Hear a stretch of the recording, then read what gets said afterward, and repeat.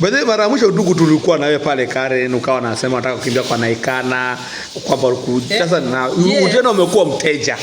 Utafuta sana. Mteja because niliweka simu yangu flight mode. Sikuwa nataka disturbance na local people from Voi. Niliwaacha mkipanda gari za school bus, ndio? Yeah. Ulikuja na Mwaktaba. Chief Mwangeka. Na tukapewa suits. Mimi niliitisha Uber from Karen, nikaenda stage, nikapata Naikana zimejaa. So I took March poa. Sasa ndugu nakuuliza, kwani hivi mpaka saa hizi kwani kumebaki na pesa unakuja kula bado hoteli kubwa kama hiyo? Pesa 10k ni nini? Pesa ziliishia Nairobi. I went to Hilton Hotel nikakula 5000 sapa. Zingine kidogo nikatumia watu ambao hawajiwezi Voi.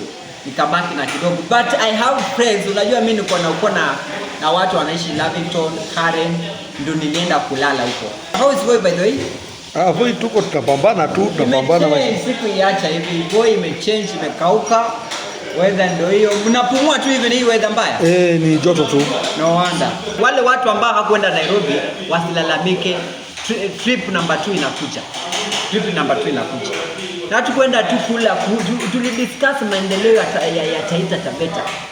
Sasa hivi sitakuona vitongojini ukikula tena. Mimi nianza kukula. Kwa hoteli hizi zenye kwa nakula Voi hapa. It will take time.